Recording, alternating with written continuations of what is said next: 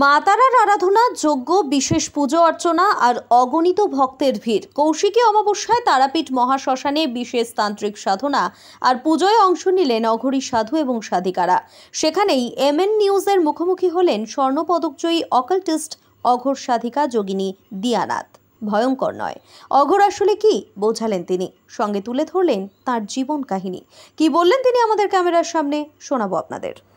প্রথমত আমি একজন অঘরী সাধিকা, আমার গুরুর নাম যোগী বাবা শনিনাথজি মহারাজ, এবং আমি অকাল্টিজম একদম 12 বছর বয়স থেকে করছি। আমি ইন্টারন্যাশনালি অকাল্টিজমটাকে করে এসেছি, নিও প্যাগানিজম আমি করে এসেছি, যখন হয়তো ইন্ডিয়াতে মানুষ অকাল্টটা অত বুঝতো না। এবং অকাল্টের সাথে যেহেতু প্রচুর মিল রয়েছে আমাদের এই অঘরী সাধনার, তো অঘোর হচ্ছে অ্যাকচুয়ালি অঘরী বলতে মানুষের জন্য একটা খুব ভয়ে একটা অন্যরকম জিনিসকে শোকেস করা হয়েছে।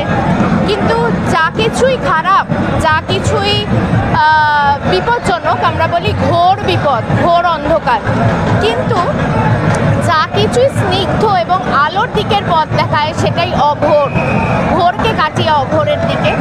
এবং আজকে তো সেই কৌশিকী অমাবস্যার মহাজাগতিক রাত। দেখুন, বলতে গেলে মা পার্বতী তার নিজের শরীরের কোষ থেকে যে মায়ের জন্ম হয়েছিল, কৌশিকী মা তারারই একটা রূপ, এবং শুম্ভ নিশুম্ভকে বধ করে এই অশুভ শক্তি নিধন করেছিলেন মা। সেইটাকেই আজকে মায়ের কেউ বলে আজকে আবির্ভাব তিথি। আবার কোথাও বলা হয় যেহেতু বিষ্ণুদেব এই মুহূর্তে শয়নে রয়েছে, এটা কোনো আবির্ভাব তিথি হতেই পারে না। আমি এত কন্ট্রোভার্সিতে যেতে চাই না, বাট মা তারার বিশ্বাসী, মা তারার শক্তি, এত মানুষ যেখানে কাতারে কাতারে বিশ্বাস করে যে এই ভূমিতে আজকেই মা তারার সেই আবির্ভাব তিথি, বামদেবের সেই সিদ্ধি লাভ, তাকে মা তারাকে তার পাওয়া। তো আজকের রাতটা আমাদের অঘরী সাধিকাদের জন্য, এই জন্য সাধক সাধিকাদের জন্য মহাজাগতিক একটা সিদ্ধি প্রাপ্তির রাত। আজকের দৃশ্য আপনারা দেখতে পাচ্ছেন চারিদিকে, এবং বিশেষ করে আজকে আমাদের সারা রাত, কালকে থেকেই আমাদের অঘোর চতুর্দশী ছিল, সারা রাতই রাত্রি যাপন করা হয়েছে, আজকেও সারা রাতের রাত্রি যাপন। বলতে গেলে এটা ঠিক না কোনো ক্রিয়া করার রাত নয়, এটা আমাদের নিজস্ব শক্তিকে আরও বেশি শক্তিশালী করার রাত, যেখানে আমরা বিশ্বাস করি যে সেই মহাজাগতিক শক্তিতে আমরা নিজের এই যে আধ্যাত্মিক দিকের যে যাত্রাকে আরও বেশি উদ্বুদ্ধ করে তুলতে পারি।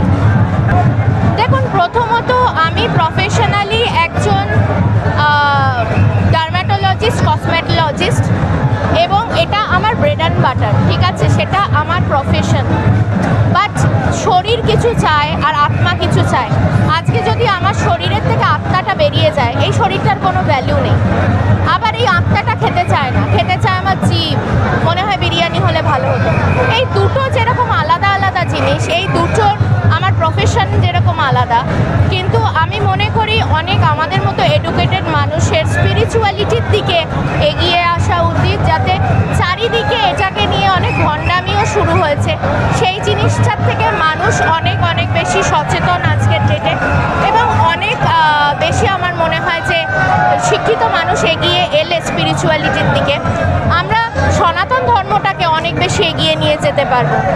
আর সবথেকে বড় আমি একটা বার্তা দিতে চাই এই বছরের কৌশিকীতে, যেহেতু শুম্ভ নিশুম্ভর বধ করে মা কৌশিকীর এই রূপ ধারণ, আজকে যেরকমভাবে আমরা আর্যিকর ঘটনা দেখেছি, যে আমিও নিজে একজন প্রফেশনাল, আমারও একটা ব্যাকগ্রাউন্ড আছে, এটা আমার স্পিরিচুয়াল প্র্যাকটিস হতে পারে, এটা আমার নেশা হতে পারে, কিন্তু আমার মনে হয় যে এখনও সমাজে আজকে এত মডার্নাইজ হাইটেক হয়েও কোথাও নারীরা এখনও সুরক্ষিত নয়। আমরা মা তারার পুজো করছি, কৌশিকী অমাবস্যায় উন্মাদনা করছি, কিন্তু কোথাও মেয়েরা আজও অসুরক্ষিত। আমার মনে হয় নারী শক্তিকে আরও বেশি উদ্বুদ্ধ করার জন্য এই কৌশিকী অমাবস্যার যে আমাদের সাধনা এবং যে আমরা মুক্তিযজ্ঞর কথা বলেছি, আমার মনে হয় নারী শক্তিকে আরও অনেক বেশি উদ্বুদ্ধ হয়ে আসতে হবে, এবং প্রত্যেকটা নারীকেই নিজের প্রোটেকশনটা নিজে বুঝতে হবে। নইলে আজকে আমরা দেখতে থাকবো যে এইভাবেই বিচার নাই, বিচার চাই বলে সবাই চেঁচাচ্ছে, কিন্তু বিচার হবে না। নিজেদের প্রোটেকশন নিজেদের কাছে, যার জন্য দেবী দুর্গা, দেবী কালীর আবির্ভাব। আপনারা দেখছেন MN নিউজ। সব খবর সবার আগে পেতে লাইক এবং ফলো করুন আমাদের পেজটি।